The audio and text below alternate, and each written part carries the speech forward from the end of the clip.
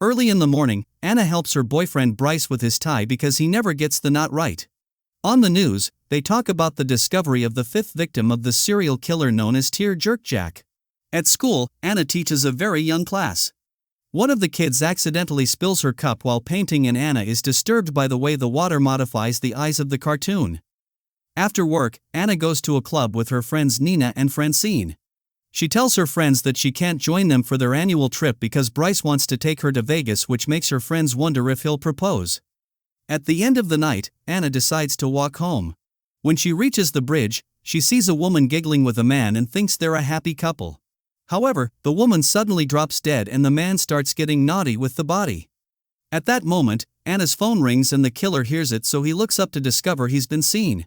Anna immediately starts running but accidentally trips and falls, losing her phone and bag in the process.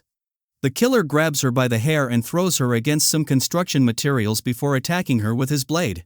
She puts her arms up to protect herself, so her hand gets slashed instead. Then the killer pushes her against to attack again. However, she slips and falls off the bridge. Anna hits her head before falling into the water, so she only gets a distorted view of the guy's face. The murderer leaves after taking Anna's belongings. Thankfully, the homeless man who lives under the bridge sees Anna and rescues her. Sometime later, Anna wakes up in the hospital. Bryce and her friends are in the room, but she doesn't recognize them and doesn't let them come closer. A doctor explains that she's been unconscious for over a week and tries to give her a sedative, but Anna panics and runs out of the room. Bryce tries to stop her. However, the doctor pulls him back, saying she needs some space. There are two other doctors in the corridor and Anna is confused because they have the same face.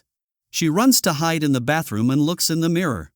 Pure shock, she doesn't recognize her own face either, which makes her have a breakdown. Moments later, a doctor shows Anna some pictures of the same man, but she sees a different face each time. The doctor concludes she has symptoms of face blindness.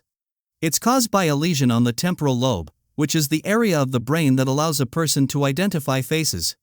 Anna just woke up, so it may be temporary. But if she doesn't get better, she'll need to see a specialist.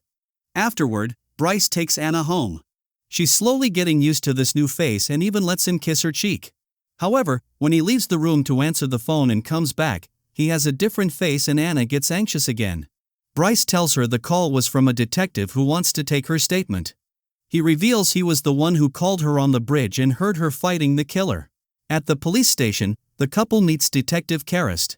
He's found Anna's bracelet on the bridge but not her other things. So, he asks her not to cancel her phone line because it may help them track the killer.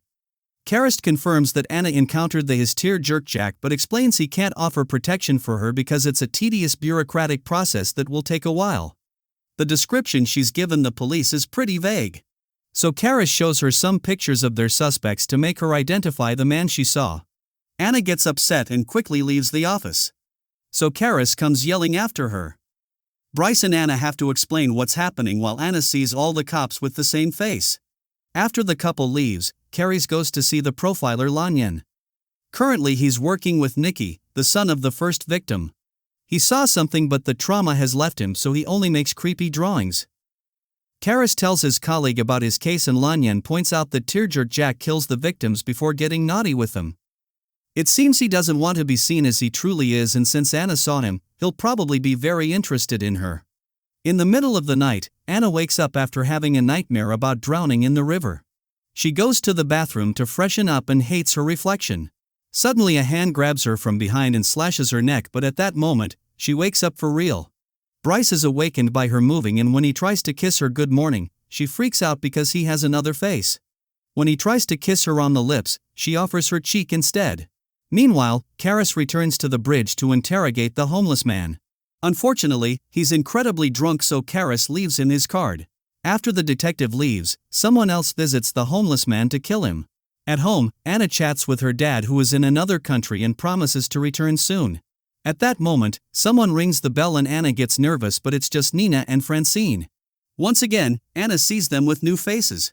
The duo shows her the newspaper, revealing that Anna's story is on the front page. Then they look at the pictures they posted on social media, but Anna gets upset because her face in the profile picture looks different from the photos. Tired of feeling like this, Anna decides to see a specialist called Long & Comp. The doctor looks at the x-rays and sadly confirms that the face blindness is permanent, but also explains that there may be one important face that Anna will never forget. When Anna finally returns to work, she sees all the kids with the same face too. So she makes them wear name tags. The rest of the day goes fine until Anna sees a man with an orange shirt outside the classroom staring at them. At that moment a mother arrives and distracts her. So the man outside disappears. The mother asks about her daughter because she can't her and one of the kids says the girl left with her father. This makes the mother freak out because she has full custody and the school knew that her ex wasn't allowed to pick up her daughter. The kids keep making lots of loud noises and the mother keeps ranting at Anna, causing her to snap and yell "shut up." Afterward, the principal says that Anna is no condition to teach and suspends her for a few months. She'll only be allowed to come back if she's feeling better. On the train home, a man sitting next to Anna leaves and she's shocked to find her bag on the seat. She looks around but doesn't recognize any faces. At the bridge, the cops are investigating the death of the homeless man. Karis gets a call from Anna who tells him that the killer is on the train. However, the only description she can provide is an orange shirt.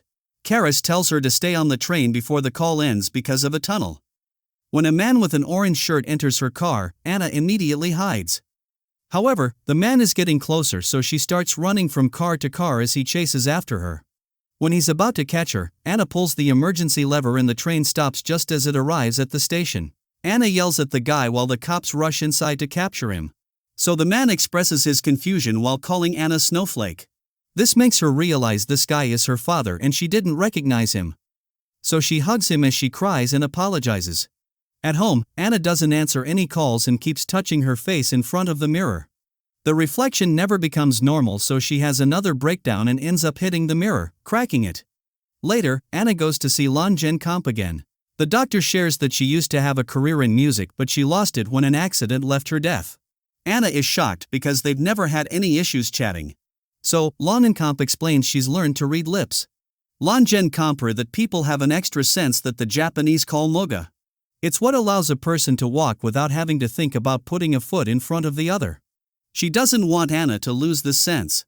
Otherwise, she'll become socially paralyzed like her sickest patients. After Anna assures her that she wants to live a normal life, Langenkamp shows her two little stones which appear to be the same at first sight. However, a closer look reveals some differences like a tiny crack. When she mixes them with other rocks, they're harder to find. Langenkamp wants Anna to focus on distinctive markers in people like moles or tattoos.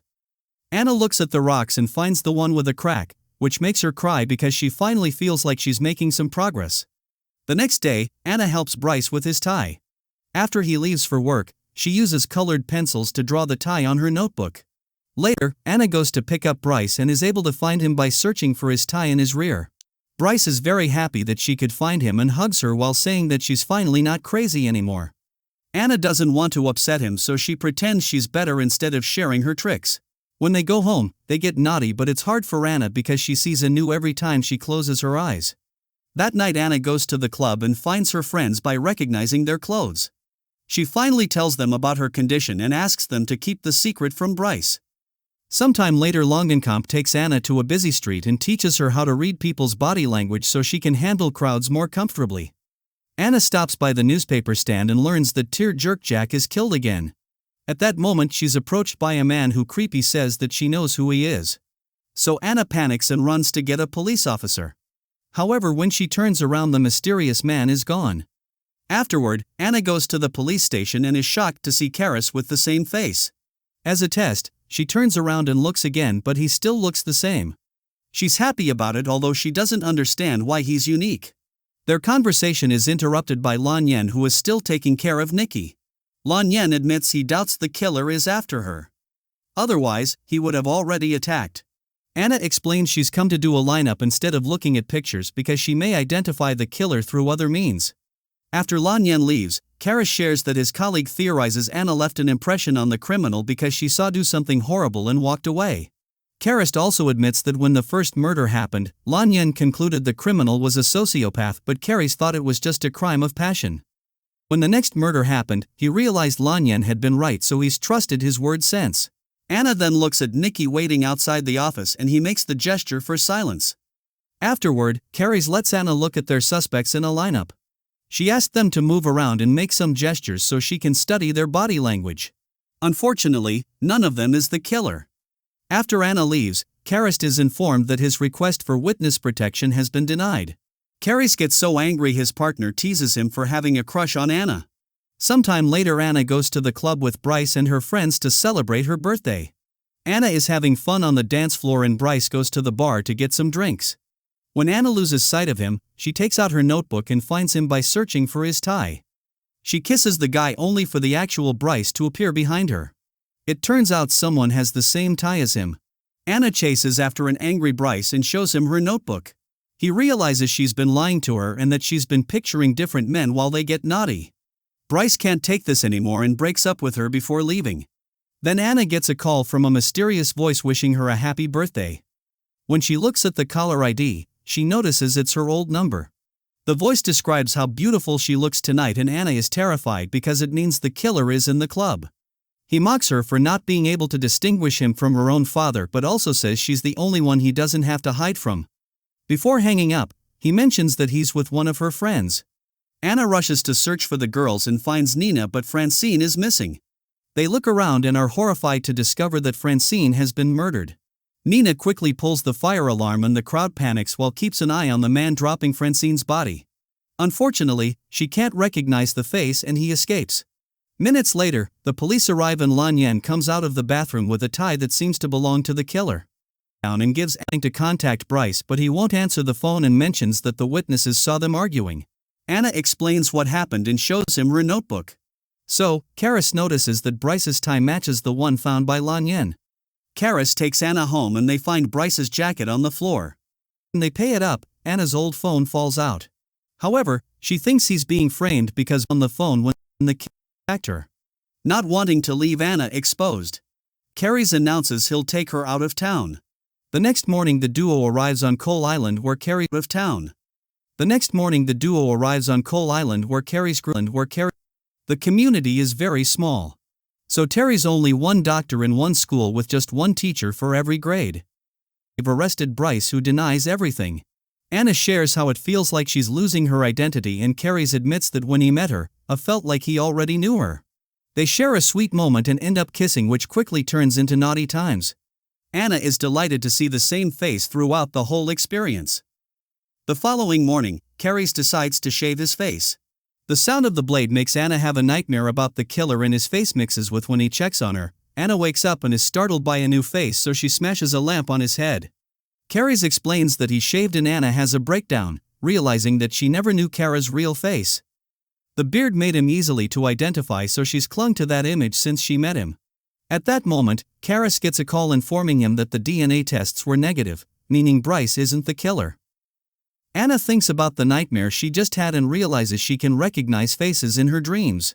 The duo returns to the city to visit Lan Jen Kamp who explains that hypnotism isn't always reliable and could have a bad effect on her mental health. However, Anna wants to do it anyway because she believes the answer is in her dreams. Lan Kamp uses gentle words to put Anna to sleep and guides her through her memories.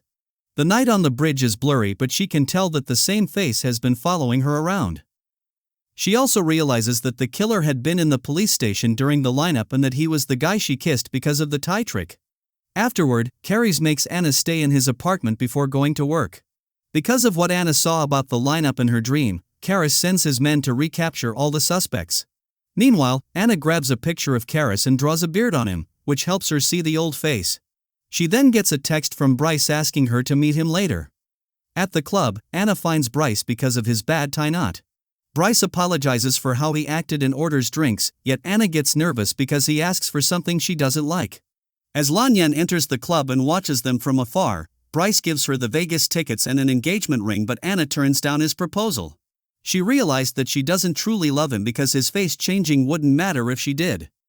Bryce says he didn't expect this after her text message and rushes to the bathroom. So Anna checks his phone and discovers that he got the same message as her but signed with her name. In the bathroom, Lan Yan appears behind Bryce and smashes his head on the mirror to kill him. He steals his clothes and drops the body in the toilet. At the table, Anna tries to call Karras but he left his phone in the car. When Lan Yan returns wearing Bryce's clothes, Anna doesn't recognize him and tells him they must leave because they've been set up.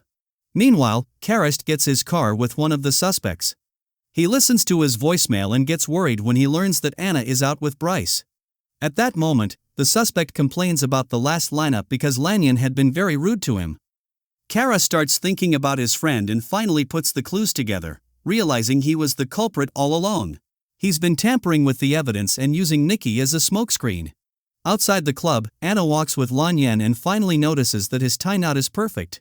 She pretends she's about to kiss him and pepper sprays his face before running away.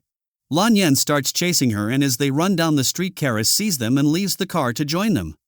At the corner, Anna freezes when some youngsters rollerblade around her. Karis appears next to Lanyon and they both pull out their guns. Since they're wearing the same uniform, Anna sees them with the same face. The rollerbladers bump into one of the cops and make him drop his gun. So Anna picks it up. The armed cop headbutts the unarmed one to bring him down, only to then pull out a blade that confirms he's Lanyon. As soon as she gets an opening, Anna runs to the bridge. She can see that the guys came for her, but she still can't identify them. So she climbs over and starts walking on the edge. Carries yells to ask her to stay hidden and Lanyon tries to shoot him. The noise startles Anna and she almost falls. While ranting about Nikki and Anna, Lanyon moves fast and finally finds her. Anna desperately holds on to avoid falling and tries to shoot him, but the gun has the safety on. Lanyon hides again before she can fix it. Then Anna returns to the bridge. Karis tries to approach her, so she shoots at the ground to keep him away. He mentions Coal Island. However, anyone could know where Karis comes from. Suddenly, another Karis appears and Anna realizes he's the real one because of the blood from the headbutt. Lanyon tries to attack her, but Karis warns her and she shoots him just in time. Karis tries to take his gun, Lanyon drags him behind the construction materials and they start to fight. Anna can't see them well and doesn't know who to shoot. Eventually, a gun goes off and one of the men drops dead. It's the realist who comes out. However, he's been wounded as well. Anna runs to his side and says she loves him, but Karis doesn't believe it and dies in her arms. It then starts to rain and washes off the blood, so his face changes in Anna's eyes. Sometime later, Anna is working as a teacher on Coal Island. Thanks to the small population, she can recognize everyone through their body language.